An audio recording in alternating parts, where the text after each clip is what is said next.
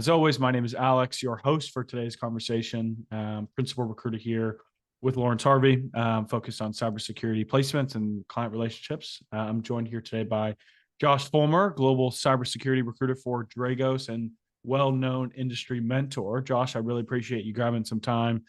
This episode is going to focus on, as most of them do, the current state of cybersecurity in the job market, but today is definitely more of a chance to take a deeper dive here halfway through the year. And Josh being on the internal or corporate recruiting side of the house, and myself on the external, hopefully can lay kind of a full view, but hopefully gives you guys some good detail as well. So with that, I'd like to turn it over to you, Josh. Again, thanks for coming on. I'm sure our listeners would just like to understand a little bit more about your background, how you got started in cybersecurity / recruitment in general, and we can go from there.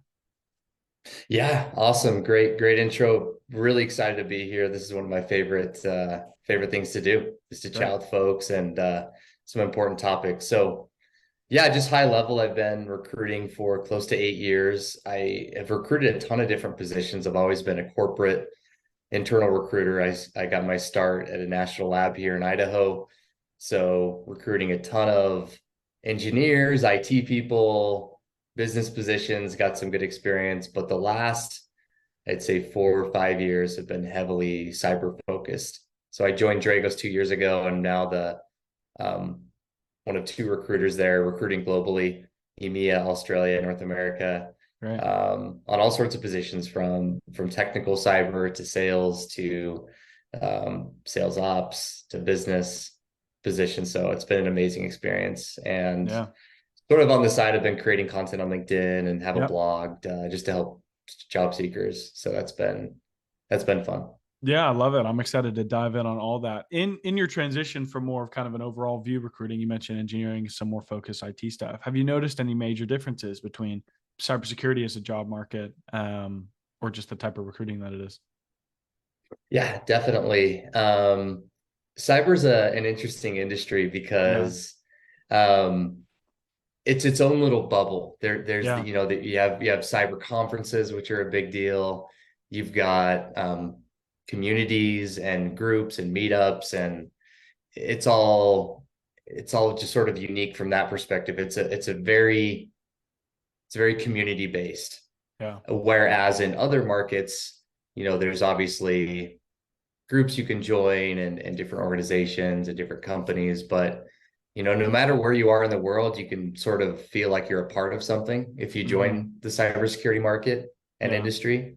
And I really like that. It just makes it, just the amount of exposure you can get in this industry and the connections you can get I think is pretty cool. Yeah, I've noticed that as well. I think a lot of the kind of community aspect just comes down to the mission of protecting assets and protecting people around the world. I think is something that naturally people can really fall in line with, which is good. So I'm glad you've noticed that. As a now well-experienced cybersecurity recruiter, what are some of just the overall current trends you're seeing today, halfway through 2023? Obviously, a lot of kind of macroeconomic and geopolitical things going on, right? But what are some of the higher level trends you've seen?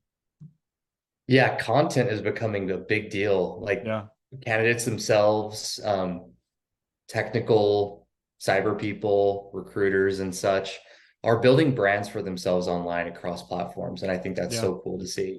And it gives you a huge advantage. So to where, just years ago, the term content creator didn't even exist. Like that wouldn't have meant anything just a few years ago. But now people are able to just jump in on these platforms, whether it be LinkedIn, Twitter, whatever your flavor is. But, folks are out there engaging more, creating a name for themselves in those spaces and connecting. I think that's happening more and more. But also a couple other trends I'm seeing in terms of that market are the amount of resources available to candidates. It's never been better. I think we tend to see the negative. Especially we're in 2023, it's been a bad job market, plenty of economic despair, layoffs and such. You can't look at it from that lens, and it has been difficult for a lot of companies, candidates, job seekers.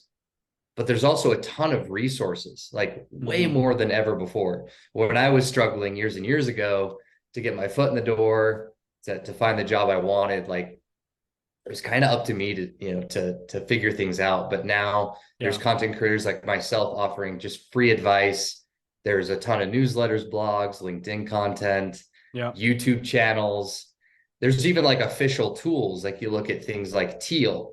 Yeah. It's just like can manage that whole process for candidates and make sense of it. So that has all been very interesting to see, is just the massive amount of resources for candidates to take advantage of. Yeah. And those that really sink their teeth in, I think, are winning Yeah. when they're seeing all of that. So That's a good shout. I think the barrier of entry within cybersecurity has always been somewhat a relatively high, right? But a lot yeah. of those free tools and free kind of resources is helping lower that ideally. There's always the conversation or kind of cliche around the cybersecurity skills gap. And it's Yeah. interesting because at certain levels, it might hold true versus not. I think the skills gap probably is in more the senior to mid-level, like Mhm. individual contributors, highly technical people. That's Yeah. where at least clients that we see have the most need as far as recruitment goes. And at the lower level, the Mhm. entry level, for a lot of people trying to get in, there's more realistically a job gap, right? There's not necessarily, in theory, Yeah. enough roles for the amount of people that Available are jobs. really Mhm. passionate and are going for it. Which is kind of just a dichotomy. It's a bit of a challenge right now. I'm not sure if you're seeing that also, but Yeah. I'm glad that, yeah, the resources aspect is crucial. And for anybody that doesn't follow Josh or similar creators like him, he's a wonderful follow. And like he said, creating a brand, and if nothing else, just showing that you have passion for the industry comes off really well to recruiters and hiring managers. And it's not like it's something that people will look for on a resume per se, but you'd be crazy Mhm. to think it won't help boost your odds. So that's a Yeah, for wonderful sure. shout. We have talked a little bit the last couple of months and whatnot about just where the industry's at. Another kind of tool and a big fad, quote unquote, at the moment is artificial intelligence and how that might Yeah. play into the cybersecurity field. One, we did an episode a couple months ago with Aman Sarohi over at People AI. He gave a really good background on kind of how it affects cybersecurity Yeah. specifically, but how it affects recruitment and the job market overall. I guess what's your kind of early thoughts on that as a Yeah. technology? Yeah, I think we're not shying away from it here on my team. Where we're Yeah. not necessarily adopting any technology in the moment. Mm. However, we have demoed and looked at different tools that will automate a lot of time-consuming tasks for recruiters. So Yeah. one of which, when we do those interviews, do those screens, we really want to have solid documentation on that conversation, on the candidate, on their Yeah. background, on the skills, because then we're presenting that to the managers. So there's a tool that will just listen into your calls Right. and dictate and write those notes for you. So you're just focused on that conversation. It'll even recognize, who's talking and who's asking what questions, who's answering Nice. those questions. So things like that are pretty fantastic. On the candidate side, I'm not as aware of, ChatGPT is obviously just Yeah. the sort of the household name, but there's Yeah. a ton of actually really cool use cases. I think on the candidate side, you can take a tool like that and kind of overdo it, make Mm. yourself sound robotic or Yeah. scripted, and it just doesn't come off genuine, whatever content you're trying to produce. But in terms of like interview prep, resume writing, Yeah. things of that nature, it's actually pretty cool. I've played around with it a bit from that Oh perspective, yeah. and it can help. Like, hey, just some use cases like, here's the job description, just paste it in there, or the Yeah. job title. I'm Yeah. heading into an interview. What are some possible potential interview questions that will be asked of me? Yeah. What are some questions I can ask? Just things like that. That's great. Just to have, I think that's going to be obviously the future is we'll continue doing the things we do, both Mm-hmm. on candidate side, on recruitment side, but it'll be assisted by technologies like that just to enhance our 100%. thinking, our processes, how fast. And I do hope we see more tools that can, automate and speed up like the application process and Yeah. things of that nature, because it can get really cumbersome for candidates to just like data entry after data entry trying to get Yeah. things submitted and whatnot. Yeah, 100%. I think it's wonderful. Yeah, from like a productivity standpoint, it's really good. I think for me, as far as like building out skeletons and templates for a job Yeah. description or a cover letter for a candidate, Mm-hmm. and like you said, kind of relating that to certain things you can highlight in an interview, Yeah. is all wonderful. We talked about obviously, or you mentioned it there. Obviously, you don't want to come off as robotic, especially if you get into the interview. If you can't articulate the things that it's quote unquote telling you or asking you to work through, then you're probably worse off than not even using it in the first place. So it's a blessing and a curse. If you're generating the ideas, the prompts, kind of like the context of whatever, I think AI can sharpen all of that and give you some more ideas. But you're right. Yeah, wonderful. Well, we'll see where it goes. Obviously, it's early days. It's definitely exciting because I mean, automation and AI tools ish have always kind of been around from like an applicant tracking system standpoint and that kind of stuff. But yeah, it seems like kind of a new era, which is really exciting. You obviously in the last year, couple of years or so, have really committed to creating an online presence, and you certainly ask candidates or hope that candidates would do something similar. What are a couple reasons you think that's important for candidates, and what are a couple of the kind of golden standard or main rules to follow? And a lot of this stuff's on your page, obviously, but just a couple of them. So one example is I worked with a candidate that I had noticed was online on LinkedIn, struggling, and she was posting a lot of content. We ended up having some conversations and ended up offering some coaching and some help. But this was a situation where she was had done a boot camp, was coming out of a long period of time where she was a parent and then entering the workforce again, and was completely changing what she had done professionally.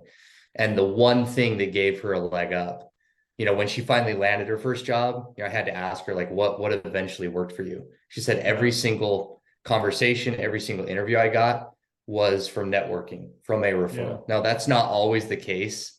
It's not a magic bullet, but the reason and really what she chalks up to her success is her online presence. Like, people just, not that you have to be some, daily content creator or anything, but she was just really active on the LinkedIn feed, joining these groups, reaching out to folks, posting stuff herself, even though she was not at all an expert.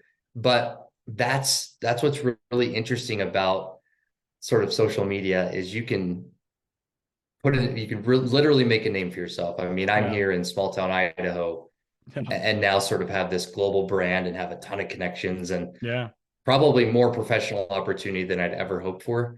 So one is just getting, it's just a spider web, networking is. When you meet someone, when you get in these groups, when you make those connections, you now become part of a whole other group. For example, me and you weren't connected a while back. Now we are, and now we probably have some mutual connections and more opportunity than we did before. So I think there's just getting noticed, getting your name out there, and getting connected with folks instead of just going kind of silent and scrolling through there. So that was one example that was pretty remarkable. She has no hopes of landing a job, coming out of parenting situation, years and years, hasn't been working, went to a cyber boot camp, and boom, less than a year had a job. And that's because she was just super dedicated to that social media piece. Proof's in the pudding. I mean, if nothing else, like you said, it does raise your chances. I mean, the reality for recruiters, I think, is, we have up to, 100 conversations a week, let's say. We're not going to place 100 people a week. That's just the reality. We probably place 5% or lower than that. And that's just the way the cookie crumbles. But a lot of relationships or candidates that I represent are people that I've known for 6 months, 12 months at a time, and maybe they'll be hiring one day. And, you have to do the groundwork early on. It's almost, I will almost guarantee people that the first person you reach out to is not going to be the person that hires you or the person that you work with. I'd love to hear some case studies if that is the case. But that groundwork and building a brand is very important. It's interesting because in cybersecurity, it doesn't feel like they're directly related, right? Or even if you're already in a job and in a career that you think you're going to stay in for a decade plus, it's still really important to build that network and build your brand. It's good for yourself. It's good for your company. And if you're hiring one day, I would argue it'll be much easier for you. So across the board would certainly agree. For people getting started in building their brand, I think there's a lot of avenues to that, whether it's maybe starting a podcast or just regular posts, I think is always crucial. But are there any certain kind of early tips for people that are going from, 500 connections and hoping to get up to a couple thousand maybe? So I offer, or I kind of teach a strategy called just join the conversation. So imagine whatever platform you're on, there's like little parties happening all over the place. Yeah. So on LinkedIn, there's a cybersecurity party. You walk into a party, are you going to make many friends if you just kind of walk around and bump Yeah. shoulders and wave at people? Like, Yeah. you're just not. So what I recommend just at the early stages is go find content creators that talk about topics you're interested in. In this case, cybersecurity could be even more specific than that. Yeah. Incident response, security research, SOC, whatever. Mhm. So people that have a following, that have, regular content coming out, and just jump in and start, interacting with what you're seeing on there, commenting on Yeah. the post, commenting up, reaching out to people that are doing the same. So really it's just about not even creating content yourself. It's just about where are those conversations happening and just jumping in. Yeah. And that's nerve-wracking. People surprisingly are, if they're employed, like, are scared of that their employer might see what they're saying, even though Right. it's completely innocent Yeah. Yeah. and harmless and it's good stuff. People, it's just very strange. A lot of people are just very hesitant to jump in there and start chatting. And it doesn't matter. Like, what I recommend is just a simple approach. Like, I said goodbye to Twitter, at least for now. Like last Mm. year, I was going way harder at one platform, LinkedIn, Sure. and that's really scaled up for me. But I didn't want to spread myself too thin, trying to be everywhere at once. So just pick one place, a Discord server that Yeah. perhaps that's a community that really speaks to you, that you feel welcomed in, that's has good content. I love like Simply Cyber, TCM. Yeah. Those are good ones where a lot of the content and dialogue and video content is geared towards like entry level folks or people that Yeah. are learning. And there's all sorts of conversations happening on the technical side, on the career side. So just pick one Hmm. and just jump in with both feet. Start meeting Yeah. people, start interacting, and it's just a snowball effect from there. You meet one person, you meet another, all of a sudden people know who you are, you're well Yeah. connected. And honestly, like, if I have a networking target, like, I've had very specific people I want to meet, that I Mm-hmm. want to interact with, I won't even send them a connection request. Yeah. I'll just go follow their content and just start supporting that. And then over Sure. time, it's like, oh, Josh has been here hanging out for Yeah. long enough. It seems like we know each other. And Nice. so, yeah, just pick one platform you're comfortable with and go Love all it. in. That's sort of the idea. Yeah, 100%. I like the both feed in aspect. Another thing, not necessarily on LinkedIn, and we've said it several times on this show, but your local OWASP or ISSA or IC squared chapters, most major cities at least have those, are wonderful, really cheap ways to get involved locally as well. B-sides, Yeah, yeah. 100%. There's tons of them. There's tons of them. We've hosted a couple times at OWASP and ISSA meetings, and oftentimes you might meet recruiters there if you're looking for work and whatnot. So that's Or another even just worthwhile Googling, shout. like, Google your city Yeah, and then like cyber meetups or local cyber, yeah, etc. It doesn't have to be some huge DEF CON conference. Like, yeah. Or host don't one worry about yourself. that. Like, Like, you know, or have, host one. Yep, yeah, 100%. exactly. Love it. Pivoting a little bit, what are some of the biggest challenges, I guess, in your cyber recruitment career that you have found in the industry? I think we've mentioned a couple, maybe tidbits a little bit, but what are a couple of those challenges, and what are maybe some ways to change? And I'd love to get in on the topic as well. But Yeah. Yeah. You bring up a really good question. I think from as a recruiter, it's finding what the hiring manager actually wants and understanding that. It's yeah, actually more difficult than it seems. Like, yeah, yeah, I think people that have never been in recruitment just assume, oh, it's a job description, they need these skills, and just find someone that has that. Like, it should yeah. be pretty simple, right?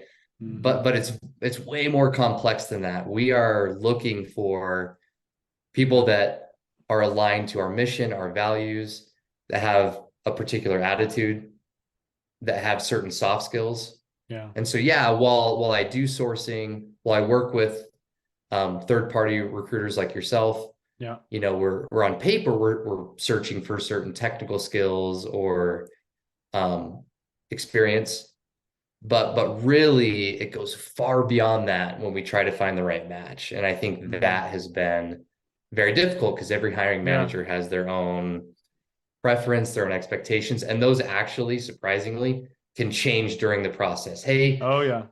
we haven't recruited in this for this role for a while, or we have a new manager. Mm-hmm. We start talking to candidates, and all of a sudden we learn that what we thought we wanted has changed.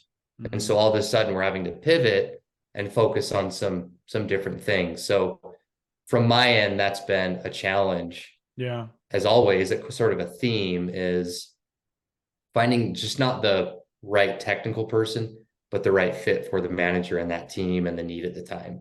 Because it's 100%. always a little bit of nuance there.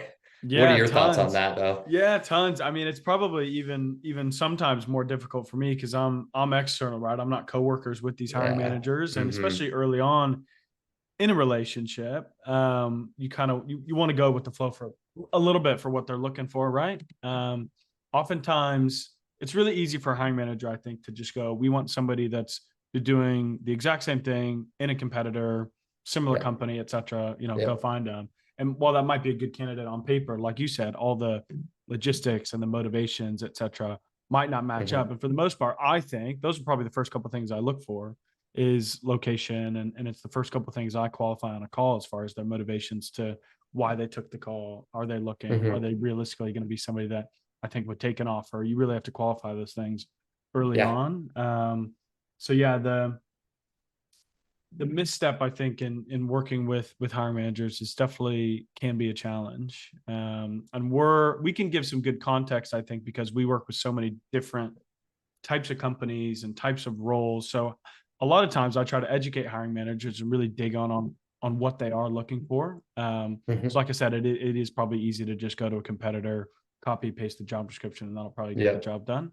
But that's not good, I think, like for the industry and for candidates that are looking for Yeah. work.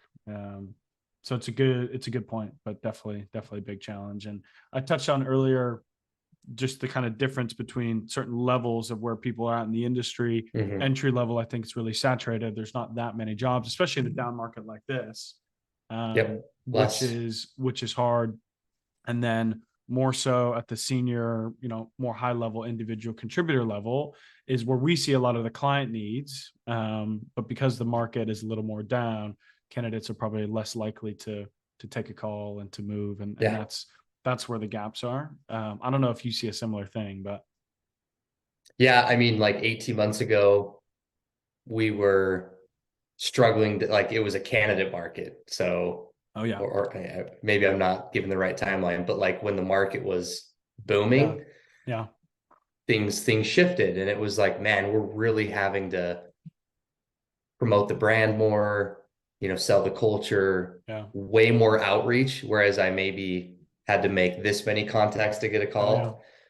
That's going to double or triple perhaps for the team. And now in a mm-hmm. down market, the power is kind of shifted back to the companies. Like, oh, now there's less Totally. jobs. Kind of, there's just different, and your priorities are changing constantly, especially at Mm-hmm. a kind of a startup culture like Dragos. It's up and down for Yeah, sure. 100%. Transitioning a little bit, we're already kind of talking Sure. about it, but what is the best way you think a security professional can differentiate themselves or stand out to yourself and hiring managers? Yeah, that's an excellent question. I think make everything about the company and their needs. I Yeah. think, and maybe I'm talking in the context of like an interview or a Mm-hmm. conversation, but Yeah. um, candidates are so eager to sell themselves and what they can do and their Yeah. experience, but some of that might not be relevant to what the company or the hiring manager actually wants. Mm-hmm. So if a candidate can show a ton of interest, not only in the company, the team, the manager, et cetera, but really understand their needs and say, okay, I understand that you prioritize these skills or this experience, or right now you're really needing this. Yeah. Here's where I can fill that gap. And here's where I'm strong. Just make it about them, show your value in terms of what the Mm-hmm. company needs. Because I can't tell you the amount of times I've gotten on a phone with a candidate and they're so eager to talk about their background and their experience. And many of those talking points have nothing to do with what we're looking for. Yeah. Maybe some don't. But that would be number one. Yeah. Um, and then number two is just, the not always the best candidate wins the Yeah. job. It's candidate interviewed the best. And what I mean by that is they were able to showcase their value in the best way. And it's just back to my first point, understanding the role, doing your research, all of that. And then it's just showing interest. Like that's such a simple 100%. thing. And it sounds so strange. Yeah, But you're right. especially at Dragos, where we're so mission driven, and I've worked at organizations that really care about that people want to work here. Yeah. Showing that interest, that you've done your research, that you're interested, that you're highly engaged throughout the process, I think speaks volumes, because a lot of candidates are just way too passive about it.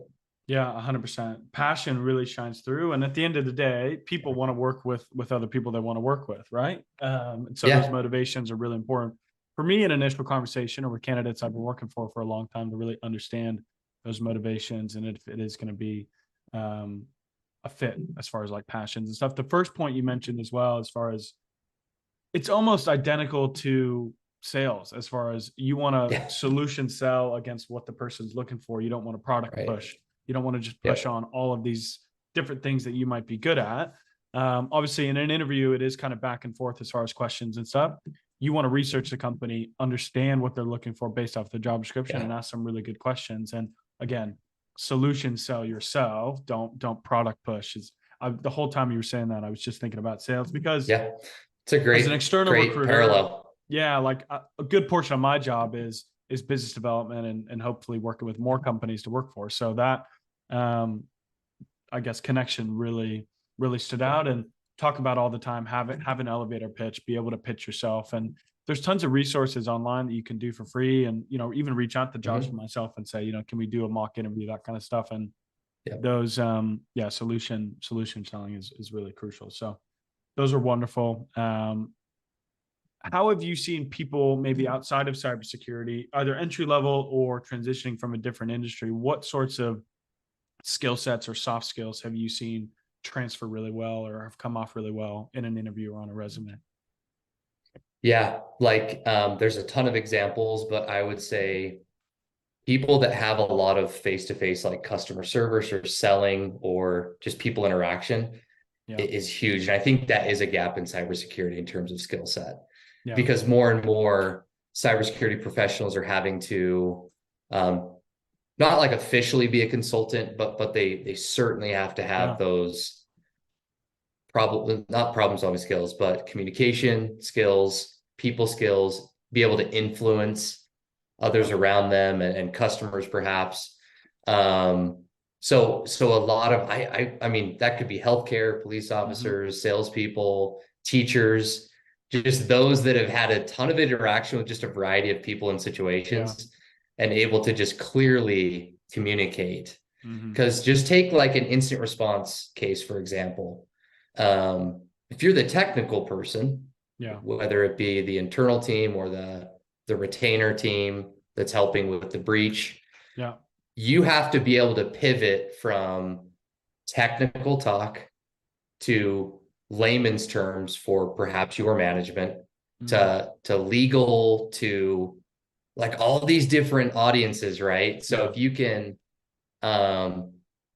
just the ability to work with all sorts of different people and situations and just communicate clearly is such a valued 100%. Skill. We hire a ton of consultants. I've hired a ton of consultants here at Dragos in my time here. And all very sharp technically, like rock stars. They know their stuff. They can knock it out of the park. But the one thing that differentiates a good consultant from a bad one is that communication ability, teamwork, just those soft skills. Because 100%. If you fail at that, like the technical stuff just won't matter as much. But tons of career changing is happening all the time.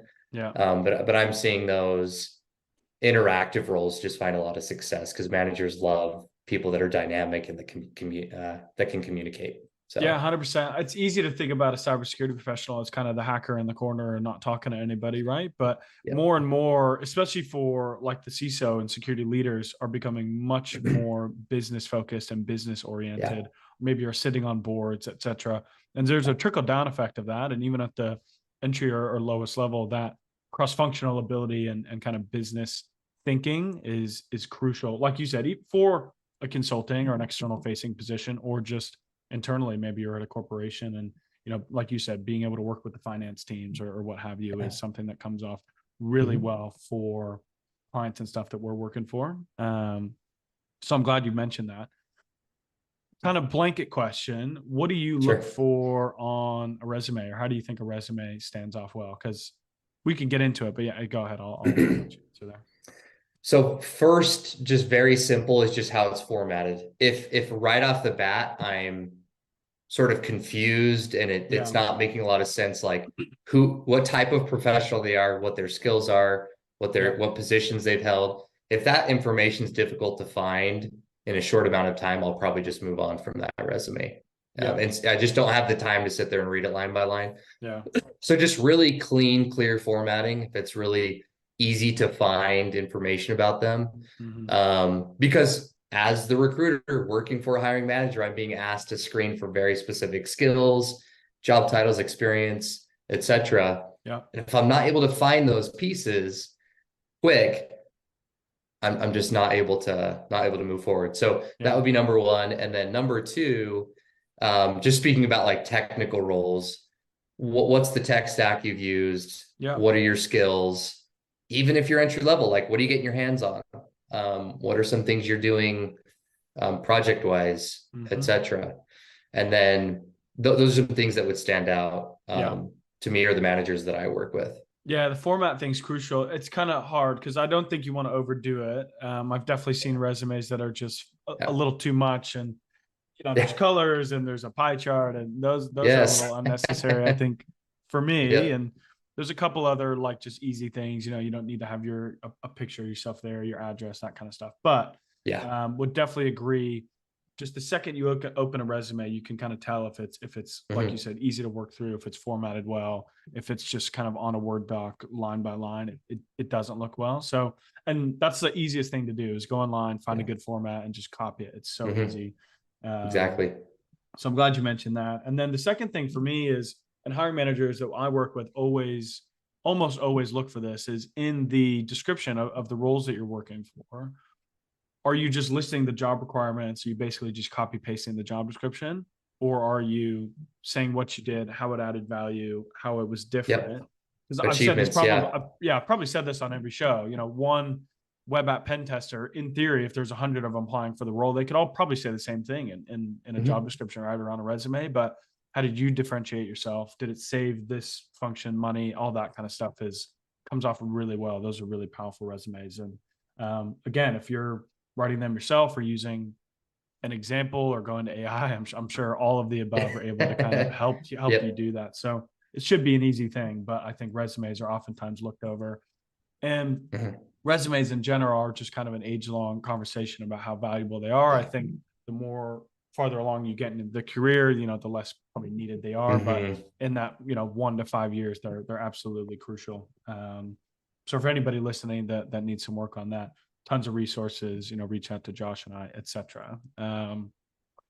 What domains do you think right now, and I know your view within Dragos might be relatively set, but are there certain domains within cybersecurity that you think are really hot right now that for professionals who are trying to get into the industry should look at, between security operations, engineering, GRC, etc.?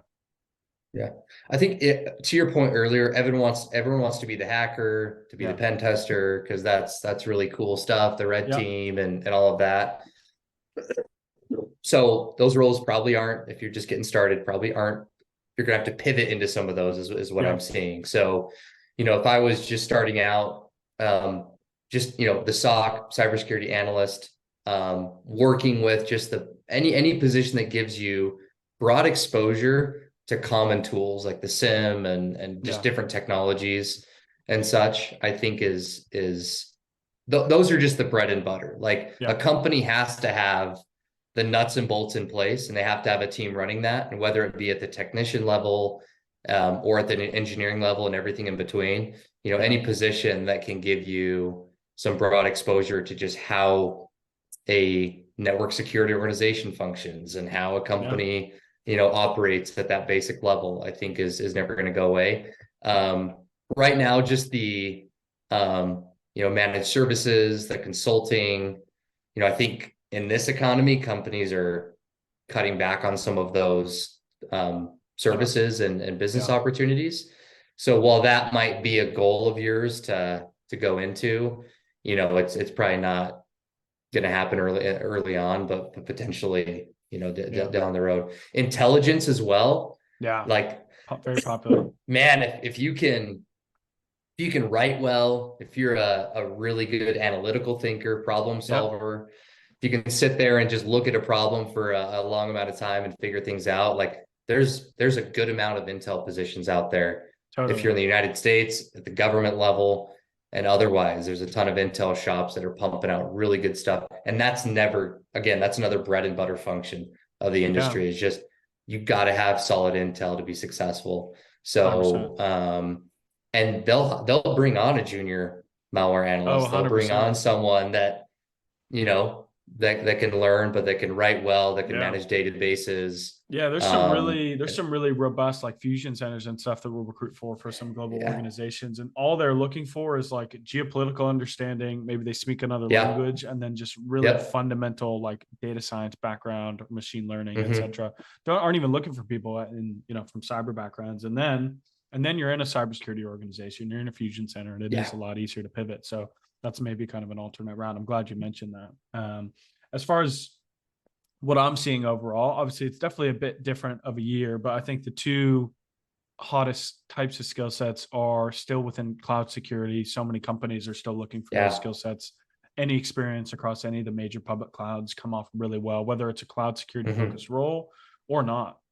So those are probably the more accessible like certifications, and there's a lot of resources on that kind of stuff. And then Brent, who was our last guest, also I think made a good point, and where we're seeing a lot of hiring is just across the general kind of governance, risk, compliance space. Cyber risk assessors and auditors and that kind of stuff is usually a way from a really high level to go in and understand a lot of different parts of an organization. So those are two that stand out as well. Yeah, for sure. Like the AWS certs and like the ability to learn cloud tech is highly accessible. So and it's not going anywhere. It's still kind of full steam ahead, which is really exciting. That kind of does it as far as some of the more direct questions I had for you. I want to give you the chance maybe to ask some questions to myself or for viewers, trying to understand maybe the differences between like agency recruitment and corporate recruitment.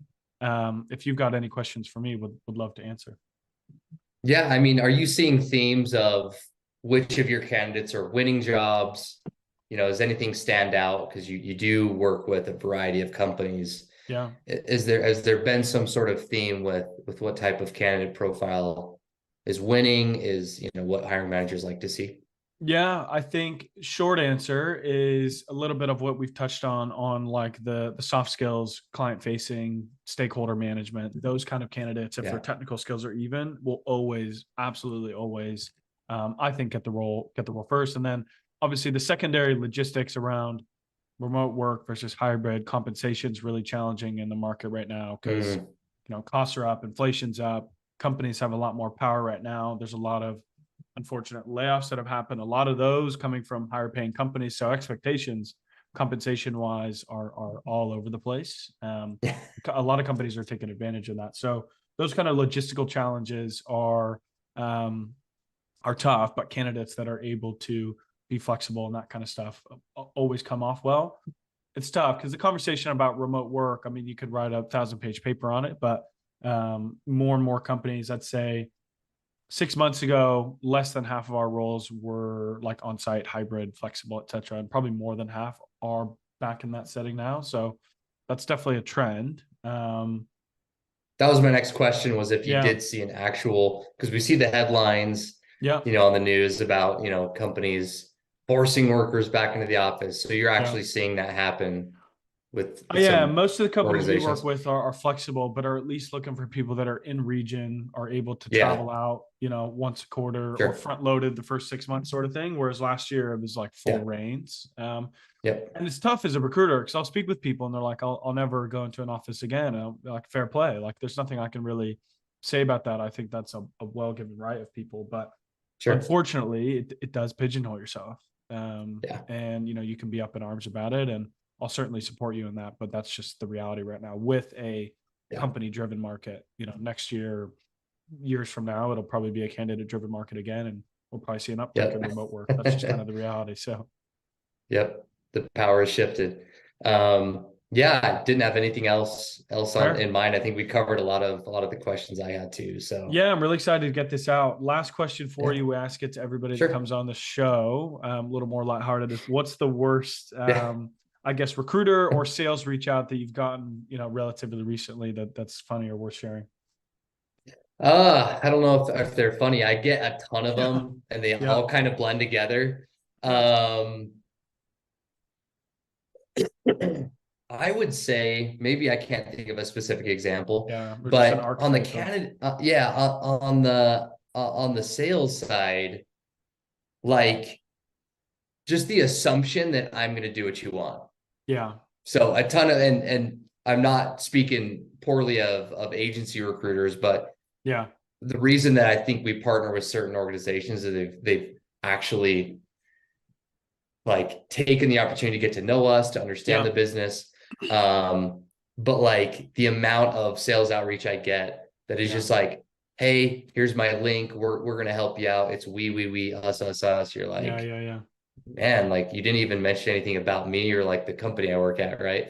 yeah, But that stuff is tough, and I get they're out there. The business development aspect is hot, yeah, yeah, and they've got to do the outreach. But I think being genuine, investing in long-term relationships is like gonna win in whatever aspect you're doing. But I had a gentleman yesterday um, reach out from Australia because we're doing some business down there, nice. and just like 5 back-to-back messages over 2 days time without a response from me. I'm like, okay, you already lost. It's Yeah, like fair. chill.